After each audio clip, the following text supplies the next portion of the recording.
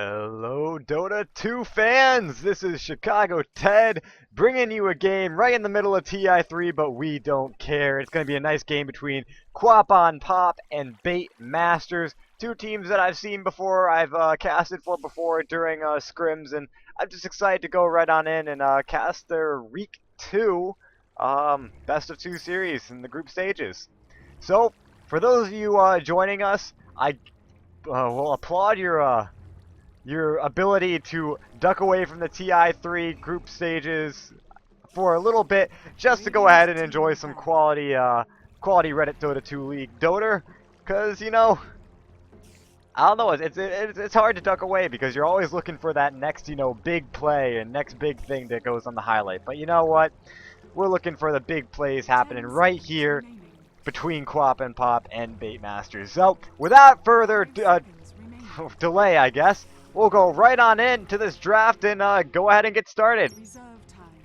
So, right now, going quickly into reserve time for Bait Masters. It's next level mind games coming out from them, but they're going to go in ahead and ban the Dark Seer, which is a hero, that hasn't been first pick, first ban material a lot. And I'm quite surprised, actually. I've seen it, well, actually, first pick, yeah, but I haven't seen it banned out as much. I've usually seen, go the bans such as IO, Lifestealer, Batrider has been like perma-banned recently, but usually Darkseer is either first pick or third pick recently. And Quapon Pop gonna go ahead and get rid of the OD, that mid hero that you don't want to play against. And I'm gonna go ahead and mute any Minecraft sounds you guys are hearing. There you go. Yeah, I do play Minecraft, and it is a hell of a lot of fun. And I am skipping Minecraft to cast this game. Skipping Minecraft, I'm running TI3 on a stream while playing Minecraft. It's awesome. It's the way to do it, guys. It's the way to do it. Anyway, so Clockwork and Treant Protector being banned out. So Baitmaster taking out a quick initiator that punishes heroes that are out of position, while Treant Protector is a very defensive hero that pretty much blocks any early games from happening. And so kind of ducking out of things that they don't want to see. Probably 10 seconds. I wouldn't think of Treant Protector would be banned to pick up a Batrider, but I think Quapon Pop are gonna go for the Batrider. Did not get banned out, neither did Wisp, so both those options are open if either of these two teams want to go for it. Weaver, a first pickup for Bait Masters, one hell of a hero to play, as he literally can't die when played right. Even when played wrong, you just it's so hard to die as him. And so gonna be an insane pickup. If you give him farm, then he is gonna be a hero that snowballs hard and snowballs fast. In fact, earlier today we saw DK versus Zenith. Zenith had the early game, but when DK had a Weaver that got something like an 8-minute BKB, just TP'd right on in and got straight up picked up a triple kill and turned the game right there. And it was quite amazing to watch. So, as I predicted, Quapon Pop gonna pick up the Batrider. A fairly good hero, actually, to have versus a Weaver, as you can lasso him and pull him in through your fire. Not sure if time-lapse actually breaks lasso, but we'll figure that out soon enough. I've got Statsman Sir Rabbit Koala here, checking out the facts, getting through, and helping me out during these games, which I greatly appreciate. I couldn't do it without him. Anyway, Quapon Pop picking up the most picked hero so far in TI3, which is the Visage. One hell of a hero, but unfortunately, a very kill steal heavy hero. So they're gonna have to be careful on Quapon Pop not to, or to make sure that the kills are secured by the carry, because all too often we see the Visage picking up double, triple kills, and that means that the carriers are getting assist gold from those kills. First blood going to Visage. Well, okay, you got an early mech. What then? First blood on a carry? Okay, well, you got early boots into your next item really fast. In fact, first blood on a Faceless Void will mean a Hand of Midas at 5 minutes. It is rather insane. So, Bait Masters picking up the Vengeful Spirit, a great stun, a great initiator, and we look, Vengeful Spirit is one of those heroes that you don't want to see as a Batrider player. Because once you go into initiate, and pull someone out, well, boom, Vengeful Spirit just swaps you right back into the fray. And then she can go ahead and stun whoever's on the other side and get out rather safely. And that armor reduction as well is not something that you want to face. And if her reaction time is fast enough, she could even stun you before you get your lasso off. So, Vengeful Spirit, an all-around insane hero to fight whenever you're a Batrider. So, they're going to have a little bit of an easier time now. I wouldn't put it past them even to pick up a Slark just to fight that Batrider in the mid lane. Because Slark, with the ability to get up fast and get away fast and be able to purge off those napalm stacks, is one of those heroes that is not, again, another hero that's difficult to fight as that Batrider player. So, Quap on Pop, taking out the Shadow Demon, a great tri-lane initiator. Meanwhile, Baitmasters got rid of their own tri-lane initiator in the form of a Rubik, and they got rid of the Lone Druid possibility in the off lane. Or a Lone Druid safe lane is even difficult to fight. So, right now we're seeing Vengeful Spirit probably going to be a safe lane tri-laner with some sort of a unreliable stun. Maybe a Lina or a Leshrac. While Weaver's in there. So Weaver can either be playing the safe lane, carry role, with the tri-lane, or it can be in the off lane, solo role. Or it can be playing an offensive tri-lane in the off lane. Wouldn't put it past him either way. So, still a very immature draft. I mean that in the way of that it hasn't really shown any final roles just yet, but those will start showing up as we see more picks coming out. So Quap on Pop, waiting out their last ban. I think it would be smart to ban out the Lifestealer. I wouldn't, Lifestealer not too bad of a hero to fight as Batrider, but again, Batrider being pretty much countered so far in this lineup. So they're taking out the Lifestealer, kind of damage control. They don't want to see a Lifestealer being played in this game, and I wouldn't put it past them. Meanwhile, Quap on Pop picking up a Crystal Maiden to pair up with that Visage. So some pretty heavy slows coming out. I would imagine maybe an Ursa pick. An Ursa pick or a Sven pick. Definitely the possibility of an offensive tri-lane, though. Although, again, defensive is always a possibility as well. And, again, just so many possibilities. Baitmasters picking up the Juggernaut. So, Juggernaut and Weaver pretty much interchangeable in this lineup. So not really anything that we can see is too set in stone right now. We'll just see how Quap on Pop reacts. Juggernaut, a very good hero to evade really any ability. So, if we see Crystal Maiden Visage go in the offlaner position, I would imagine that we'll see Juggernaut being played against them, with Weaver being in the opposite lane. If they go for a defensive with Visage and Crystal Maiden, Juggernaut would be playing in the offlaner role. Although, you know, Weaver with Sakuchi going max speed no matter what.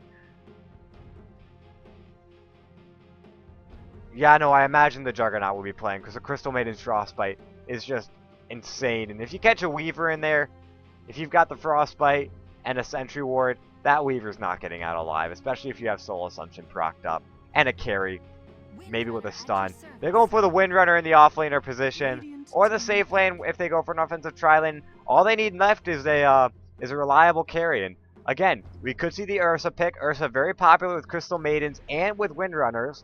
We could see a Sven pick, someone with just a lot of damage that can make use of the slows, because Sven, a lot of damage, but is pretty much a snail when it comes to movement speed.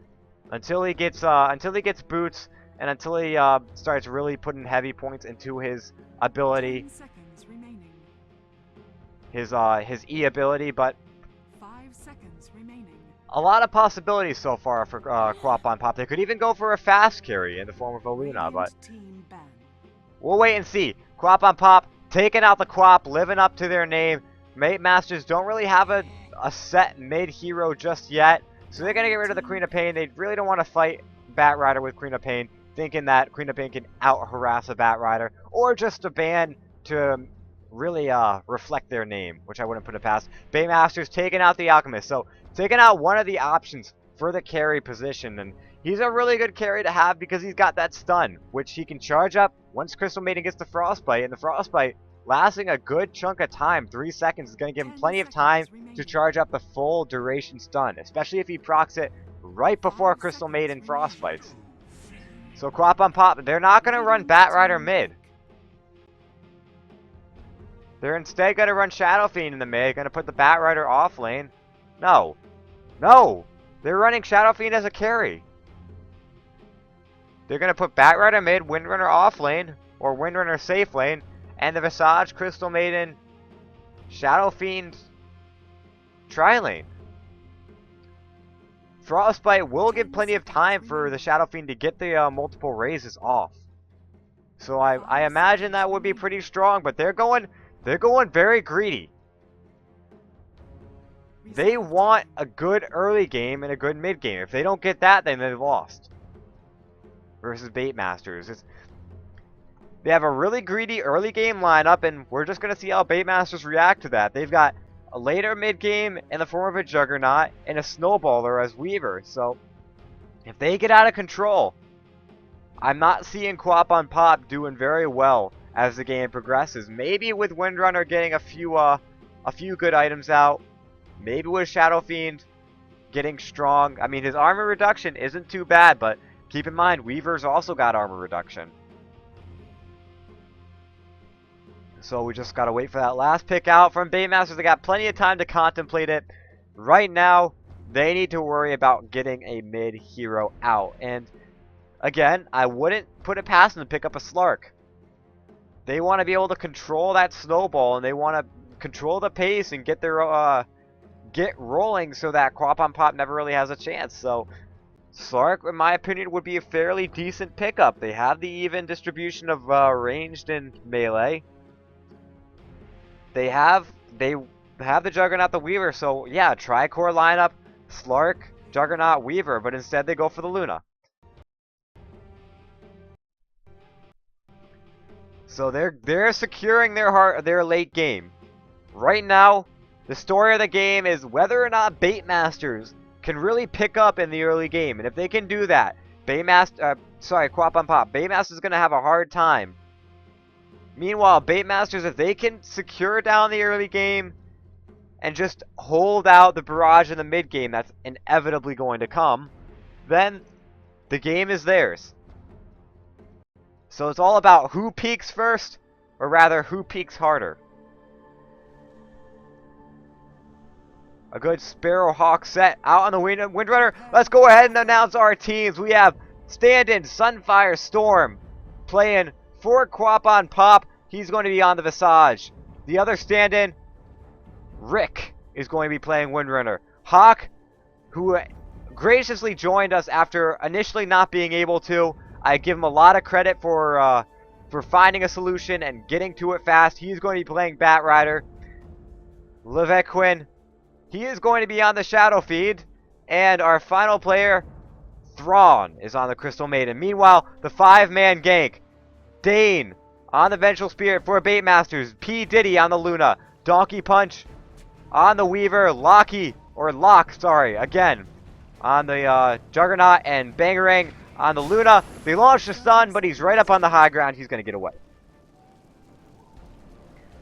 Not really sure if they expected the 5-man Roshan, but they smoked up just to be sure.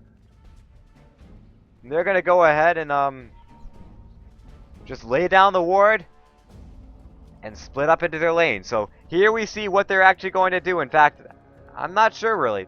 Luna looks to be putting some extra aggression on. And they're gonna send the Weaver in the off lane. They're gonna send the Juggernaut in the mid lane. They're gonna tri-lane with the Luna.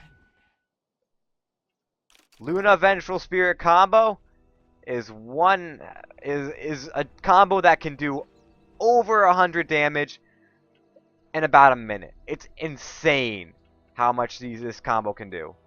So we'll be looking forward to seeing how much they can out-harass. Right now, we got Thrawn, Sunfire Storm, and Windrunner tri-laning it up right here. A lot of initial damage coming out from these three heroes. Well, 43 from Crystal Maiden, but 55 and 52 on Visage and Windrunner respectively. It looks like Dane and Visage with the Vengeful Spirit and Visage are going to trade punches here a little bit. Nothing much is going to come out of that. Hawk and Lock. Hawk, Lock, and Barrel. Just duking it out in the mid lane. Donkey Punch. Going to be off-laning against the solo Levequin on the Shadow Fiend. The ping's coming out. They want to go out on this tri-lane. They do have a lot of damage. Right now, Luna doesn't have her early Lucent Beam up. And Dane getting caught out with 2. The Shackle isn't up, but he can easily get it. There it is. It's going to fly. Catching Arthur Dane for first blood. For a stand in Rick. Going to go at 400 gold in this game. Windrider, not a hero that you want to get first blood on. So Bait Masters at the disadvantage, as we see early in this game. Quap on Pop, 1-0, taking a 2-0 series in their last group stage match. Meanwhile, Bait Masters taking an 0-2. So they're going to be fighting real hard to pull this game together. And right out of the get-go, they're going to be sitting at a pretty hard position. Donkey Punch, if I'm not mistaken, plays a very mean Weaver, so we're going to be looking for that as the game progresses on. Luna taking some sticky napalm stacks, and in fact taking a lot of damage from these auto attacks. Look to be about 50 damage per shot, or 50 or 60 damage per shot. That's a lot at this point in the game. And Locke gonna get a Blade Fury out on some stun does land. The Light Strike Array on target. They get the kill, and that goes away at the Vengeful Spirit. The power shot did fly from Rick, but not too successfully, or not successfully getting damage, but not doing much else. I don't know. I think Throg could have gotten the kill there with the Frostbite. That would have given Windrunner plenty of time to set up the Shackle, but with Dane coming in from the sideline, Locke has a Blade Fury set up. This is going to be death on Thrawn. The Light Strike Away did strike true, and in the mid lane, we got Luna versus Hawk. It looks like Luna, one Lucent Beam is all it's going to take, but instead, the Flame Break going to do enough damage to force him off.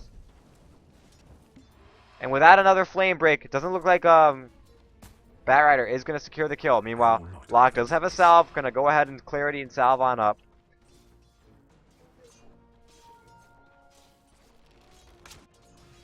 It looks like Thrawn going to throw in a offensive ward here, or rather, it's going to be defensive because they've lost a few kills to this gank from the woods.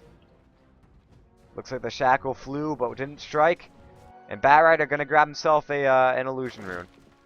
Nice little courier here. The purple Smeeble with an effect. Let's see how many views he's got. 95.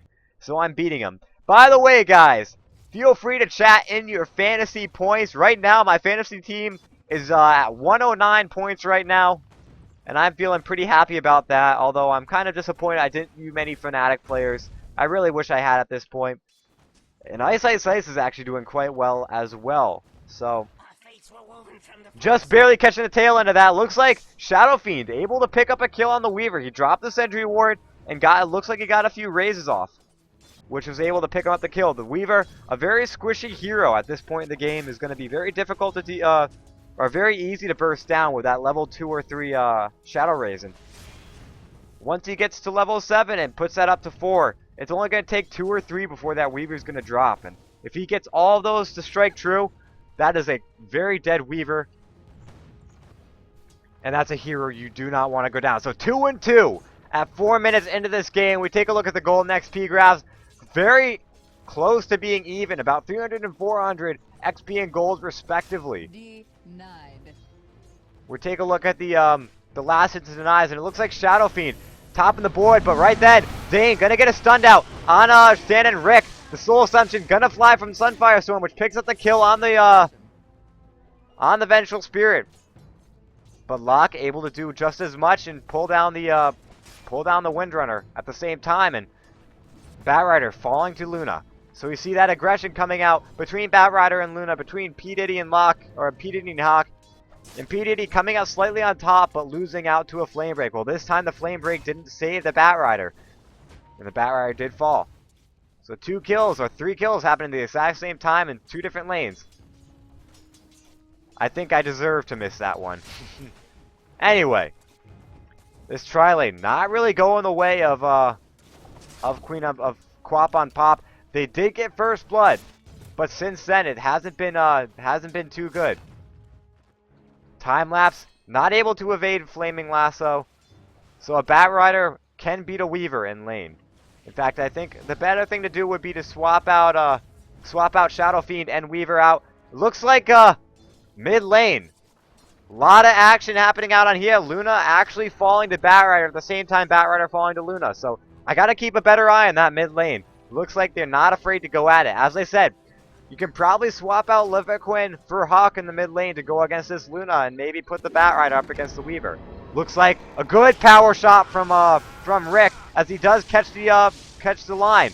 Unfortunately though, they turn it right around. Sunfire Storm taking a lot of damage. One solo assumption though at 4 stacks, and it looks like the power shot catching on too. The solo assumption not gonna finish off the kill. In fact, he's just gonna leave it to a Bat Rider from Hawk. And they're able to pick up a kill on the Lina. Sorry. Meanwhile, Luna putting a lot of damage out on this tier 1 tower. So great power, great Shackle shot out from Rick. And Shadow Demon doing close to 100, and actually doing more than 130 damage at 7 minutes. Is doing great against this Weaver. A few shots with these sentry wards is making him stay back. Can't Sakuchi out of a bad situation. It looks like P. Diddy a little aggressive right now. Bat Rider and Thrawn are dedicated to take him out, but P. Diddy running the exact right way he should be going, right back into the Dyer's jungle. But Hawk, hot on the trail. Crystal Maiden, too slow, isn't going to catch him out. In fact, P. Diddy going to be spotted? No, they're not going to spot him. No, P. Diddy coming right back in, going to get cut off by the Crystal Maiden. The Frostbite does fly. Is the Bat Rider going to get there fast enough? The lasso does go. Come on. You got to Firefly. He doesn't have it. Luna going to pick up the kill on the Crystal Maiden. No. Crystal Maiden staying alive with 26 health. Luna going down. Hawk picking up the kill. Double damage doing absolute wonders in that fight. And Leviquin going to go ahead and put more pressure on this tower. In fact, it's going to go down. Maybe. There are no creeps within the vicinity. You could probably still go in on it. Bat Rider got a similar idea. Radiant structures are fortified. And it looks like 2-man rotation in Donkey Punch and P. Diddy on the Weaver and the Luna. Going to rotate into the top tier 1 tower to try to defend it. They're going to successfully do so. Bat Rider falling back, or sorry, Shadow Fiend falling back as he should, but Luna coming in for the flank. And it doesn't look like she's afraid to dive the tower in this situation. She's going to go right in behind. No, she's going to go right through the jungle. Going to get spotted out by this ward. Quite possibly. The ping flies out. They see her. Bat Rider trying to get back. Pops the haste screen. He doesn't even want to get back. The Eclipse, though, coming out. The Bat Rider going down. So he should have seen that Eclipse fly, and he should have backed off and waited for another day. Instead, he goes down to all those Eclipse procs going down on him. Eclipse plus the Losing Beam, making sure he can't lasso up. But even if he had lassoed, he would have fallen. And all in all, just a slight misplay on his part. But not many people can expect the sheer amount of damage coming out from that Eclipse. Arthur Dane rather, on the Vengeful Spirit sitting behind, ready to gank off this Shadow Fiend. Shadow Fiend didn't quite spot him out. And it looks like Luna sitting up right next to Hawk, getting a few stacks of sticky napalm out. Luna not afraid to turn around and say, I see you, and I'm going to go right on you. But here comes the lasso into the Firefly, into the Flame Break, right under the tower. And this Luna's going to fall to the Bat Rider. She does buy out and get half or almost part to her phase boost, which is going to help her a little bit on damage. But in my personal opinion, power trades are a little bit better. Radiant's middle tower is I could be wrong. Radiant's mid tower taking a lot of damage. Bangarang and Locke sitting down against this tri-lane and holding their own. Haven't given up a kill just yet. The Dragon Slave not catching its mark. And it looks like they're just going to be batting eyelashes at each other. Luna wanting the return kill. Lasso up in 40 seconds if this was the time to do it. Instead, drops a Losing Beam on. Says, I don't want to fight you, but you better back off. Has another Losing Beam to spare. But too many Flaming Lasso stacks, and she's taking about 100 damage per shot. Another Flaming Lasso, and Batrider isn't afraid to dive this. Taking a lot of damage, though. That double damage helping out a lot to harass. And another Flaming Lasso, but the Lucent Beam gonna fall. And 15 seconds up for that Flaming Lasso. Once that Flaming Lasso comes up, I would expect him to decide to go in, but Vengeful Spirit sitting right on the sidelines. Doesn't have the swap just yet, but it doesn't matter. If Hawk gets a little too close, he's gonna go down. And I think he knows it. He backs right off. He's sitting really low. Ping's coming out. He knows that Vengeful Spirit's coming in to find him. Looks like Weaver catching a bit of harass from the Shadow Fiend. Not all that much. And again, a little passive out on this dual lane versus tri lane. And Batrider going to go ahead and duck on into the jungle. One of the best farmers, as he can farm multiple creep waves, multiple stacks without too much of a threat. And he's about 600, 700 gold away from his Blink Dagger at 11 minutes. So in a really good spot to be in. Shadow Fiend, all 36 souls out on his Necromastery. He's going to be dropping 175 damage out on this Weaver. If he can drop the Sentry Ward and get a few, well, didn't even see that. But the tower falling to one auto attack from the Shadow Fiend was in deny range. Looked like the Weaver was trying to get the denial, but too much damage out from the Shadow Fiend. Doesn't even matter. And right now, Luna finding out Hawk. It looks like he's going to go ahead and catch out Dane. Luna not able to do too much. She's going to drop the Eclipse, though, but it's going to hit on creeps. The Lucent Beam not doing too much, and she's actually going to be the next one to follow the aggression. Shadow Fiend not catching a raise off. And Bangarang taking a Soul Assumption to the face. Meanwhile, Locke sitting in the back line. The Grave Chill not enough. He's too fast. Catching out the Visage, and he's going to have another Blade Fury, which means he's probably going to catch up the Crystal Maiden. No, he drops the ultimate. And Rick dropping the, knocking out the Shackle Shot, but not finding a line. And that's going to be a double pickup for Locke for the price of a Visage, but quite a good trade to have. And Levaquin going to go ahead on the mid lane. If I'm saying it wrong, let me know. But he's going to go ahead and put some aggression out on the Luna in the mid lane, and Luna going to TP in for the 8. Weaver sitting at free farm out top, but it's 13 minutes in. He's only got his Ring of Aquila. Nowhere close to his perseverance. Here comes P. Diddy trying to get some protection out on Bangarang, but the Shadow Fiend out putting so much damage, and with 1 point up and presence of the Dark Lord, as that starts getting more and more stacks, the armor is going to start dropping for Radiant side. And with a hero like Luna, who's squishy but basically gets her effective HP through her armor and agility buildup, that's going to be a problem for her. Right now, sitting at 4 armor, and Hawk gonna get the Invis Lasso on. A few races out, and the Luna gonna drop. So right now, 14 minutes in, sitting at 9 and 10. We take a look at the gold and XP graphs, and they're dropping quite heavily in favor of Quap on Pop. In fact, 2,000 and 3,000. But here comes Locke. Great Shackle catching him right on the edge of the trees, but is it enough? Soul Assumption dropping in, but he's going to get away at about 240 health. The Batrider, though, coming in from behind, going to catch out the creep wave, drop a few sticky napalms, but it isn't going to find Locke. And in fact, they're going to be sitting 4 in under this tower. Do they know he's back behind? The Fireflies going to come in. They launch in the sticky napalm. The TP, though, coming in from the Luna. Looks like she's going to try to drop the Eclipse. Doesn't have it for 20 seconds. In fact, they're able to pick up the Juggernaut. And Arthur Dane is next. Not able to find the kill on the Visage. In fact, the Batrider doing plenty of damage. Soul Assumption coming in. One more auto attack, and here goes the Vengeful Spirit. Luna's going to be the next target. But with an Eclipse out in 3 seconds, doesn't have the mana for it. There it is. She's going to drop it right now. But she's not going to be alive long enough to do much damage with it. The power shot going to bring her down. Dire's middle tower is under attack. And this tower most certainly going to fall as Baitmasters give up 3 kills.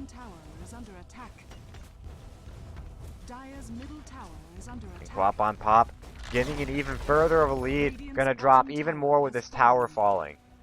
So 2 tier 1s down on the side of Baitmasters. Meanwhile, Quap on Pop only missing out on their tier 1 mid. But Locke doing his best. Looks like he's going to try to go for Battle Fury this game. He's sitting on a Ring of Health. He probably can pick up his Void Stone right now and have a couple coin left over. Yep, he's gonna go in, go to the secret shop, gonna grab his Void Stone for his Perseverance, and he's gonna grab a Battle Fury. Not sure I agree with this decision. You're looking at a team who isn't gonna group up much, so the Battle Fury only gonna help you flash farm. But I guess with a Juggernaut, that's all you can hope for. Flash farm and try to out farm. Looks like Quap on Pop able to find another kill out on the bottom lane. So Baitmaster's a little out of position here, getting caught out by 2v2 and even 2v1. But in 2v2 situations right now, Quap on Pop is in a heavily favored position as they are doing more damage. They have more utility right now. And Lavaquin just gonna sit safely out. Even though he can't see what's going on, he sees heroes in the map. He knows exactly where almost everyone is. But he's going to go ahead and go down to the mid lane. The ping's coming out on him. They know he's there. Pop on Pop. Gonna find Locke. And he's going to go down. The lasso holding him in place with a Crystal Maiden. Dropping out the Ice Storm. Whatever her ultimate is called. I don't see it too much. Freezing Field. God, I'm never going to remember that. Bangarang, one hit from this Shadow Demon, dropping him half health, or well, doing about half health, dropping him even lower than that, and then the raise to finish him off. So, Lavaquin, right on target here. And, guys, just a reminder, Lavaquin is not muted. So, for all those worried, he is not muted. Anyway. So as they go in for Roshan, another reminder, guys, if you are stopping in to watch this instead of TI3, I thank you a lot. If you're watching this replay, well then you didn't stop watching TI3 for me, and I'm very sad. I don't love you anymore. Just kidding, I love you all very much, but lots of stuff happening over at TI3. My favorite team, Fnatic, doing quite well, and I'm happy about that. And my fantasy team is doing pretty well, so I think. They have quite a few points, everyone averaging about 20 points each for day one, and I'm happy. So right back on into this game, we take a look at the golden XP graphs. Well, first of all, let's look at the XP per minute. Right now, Batrider sitting at 650, Shadow Fiend close behind at 560, and Quap on Pop, 5-manning up mid to take down the mid tier 1. They're going to get it. There isn't much to defend them. So Luna, the next highest, with the Weaver following and the Juggernaut. So for the 3 heroes that you want to be high, that are sitting around 200 less than the second highest for the enemy, that's not good. And Locke gonna drop an ultimate with the Blade Fury, though, gonna get out, and Donkey Punch dropping low to the Frostbite. Is gonna go down the Flame Break, securing the kill on Locke. And Lena, rather, gonna be the next target. And Vengeful Spirit gonna be collateral. They sealed a check that they could not take, and while Luna's pushing in the top lane, tier 2, all 5 are pushing in the mid tier 2. Crystal Maiden, the only one to fall in that fight. And it looks like everyone's gonna TP up. She's gotta run the other direction. But with the Shadow Blade on the Shadow Fiend, she's not going to be fast enough. She's got 446. Well, no, she's faster than the Shadow Fiend. Well, with Phase Boots. She's going to drop the Eclipse. Taking Rick.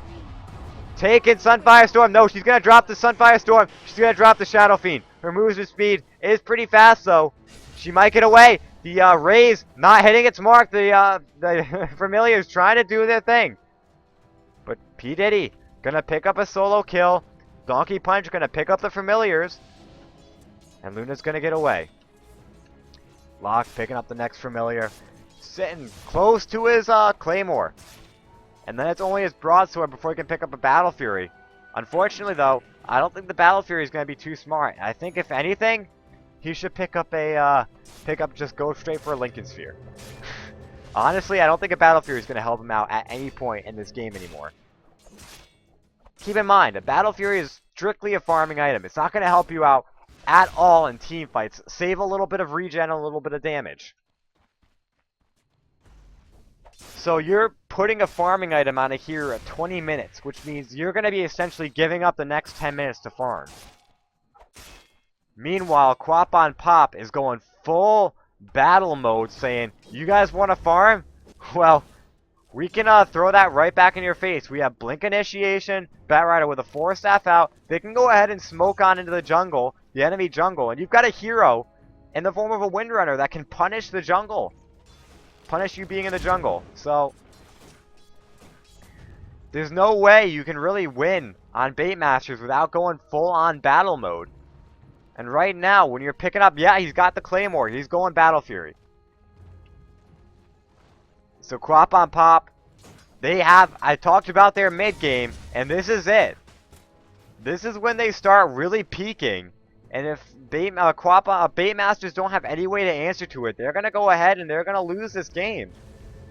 So, as Tier 2 goes under fire, Weaver trying to put some pressure on the Tier 1 guy. TP right on the middle of the Frost Nova. The Shackle Shot hitting on 2 creeps, so trying to time that right but not getting it. Looks like Luck going right in, dropping the Blade Fury without a BKB. Is going to fall rather fast to the Shadow Fiend though. Shadow Fiend's taking a lot of damage to Aegis, so gonna pop the Flame Break, taking P. Diddy down a lot, but he's gonna be able to walk right away. No, the Blink Dagger, the one last auto attack, he's gonna fall. The Burning Lasso into the Vengeful Spirit, gonna secure another kill as well. No, the 4-staff out. No, 1 kill of Levaquin, picking up an Ultra kill and a Godlike. And that's a full team wipe, guaranteeing a Tier 2 and even a Tier 3 for Quap on Pop. No battle, no BKBs out on the side of Baitmasters. They all went for heavily farming builds with the Helm of the Dominator. So she's just not getting farm at all. We'll see it. Take a look at the net worth, and we see just that. Only 5,000 gold net worth on the Luna.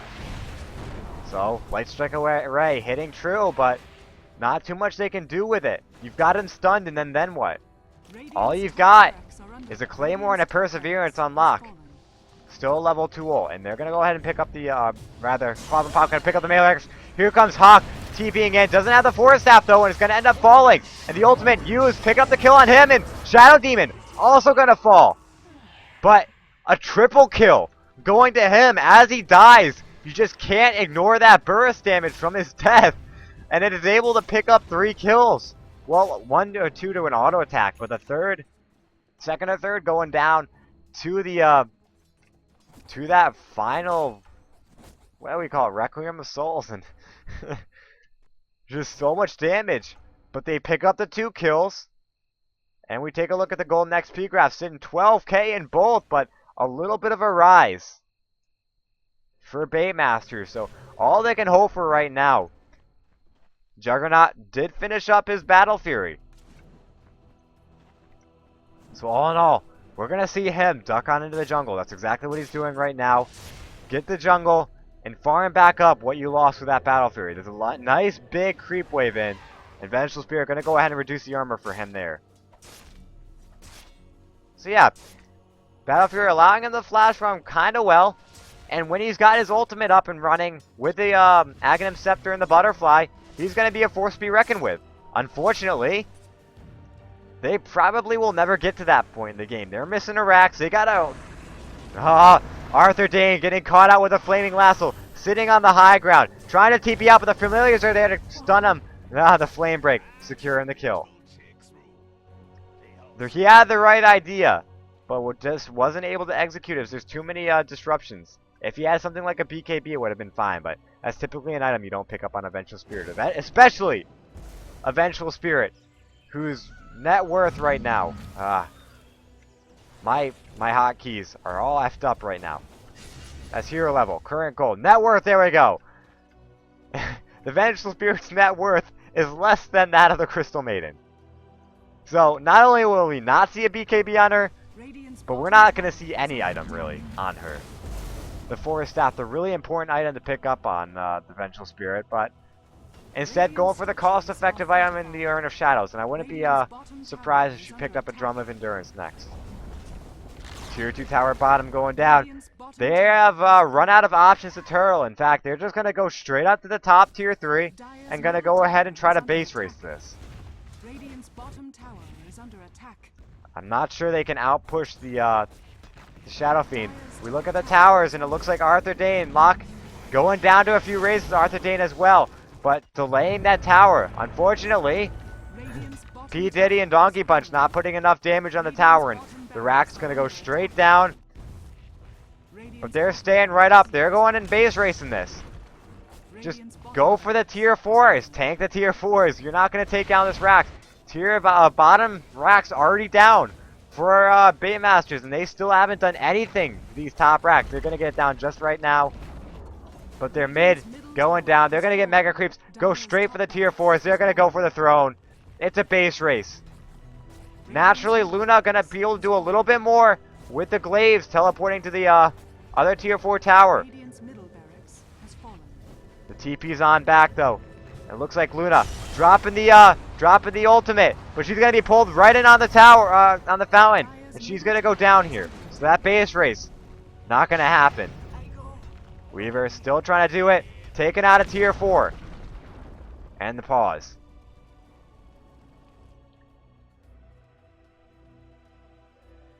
So it looks like Juggernaut doing its little leap of victory here as they successfully take down a tier 4. Unfortunately, though, I'm not seeing too much hope for them. Right now, they have to turtle out, defend their top ranged racks long enough to get the throne. I don't see it happening. And in fact, with the Weaver gonna drop right here, Hawk picking up a double kill, the Luna and the Luna. Do they have a gem? They do not have a gem, so they don't see the Weaver just yet. But successfully predicting the movement. One flame break would be enough, but he's off target. And Donkey Punch gonna get on out of here alive. So if there's one victory, it's that. Locke doing his best to push out the wave. It is not Mega Creeps. And he can get close to his next item. But meanwhile, Shadow Fiend got the Daedalus. My god. Let's take a look at this, shall we? Shadow Fiend, who's outputting 336 damage per shot and dropping everyone around him 6 armor. So we take a look at a hero like Alina, okay? Got 4 armor. That 6 armor is going to remove almost all physical mitigation. She's going to be taking the full 300 damage and then crits on top of that. Which is, what, 240%? That's 600 damage. We just see the Weaver going ahead and dropping. Luna's dropping. Locke is dropping. And Levaquin picking up an ultra kill. Guys, this is exactly what I talked about in the drafting phase. Quap on Pop taking a greedy lineup, but they were able to take the early game, and that's exactly what they needed to do. And now that they've taken the early game, they can't do anything. The DC out of Venge, but it's pretty much a GG call right here. P. Diddy, look at that. 825 damage from 2 hits. And the top barracks going down. The Mount. And P. Diddy's all but accepted it. He's going in, trying to do a little bit. If there's anyone that can do a little bit of damage, it's P. Diddy. But unfortunately, it's only about a third of where the Shadow Fiend is at right now. And not only is it a third, but with the crits factored in, it's not even a fraction. The Windrunner getting a shackle, not on target, but one shot! And Levaquin able to secure the kill, picking up a double kill, taking out the Weaver, and nothing flat. Crystal Maiden falling to the Weaver. Sorry, the Lina going down, nothing flat. Locke going down, triple kill for Levaquin.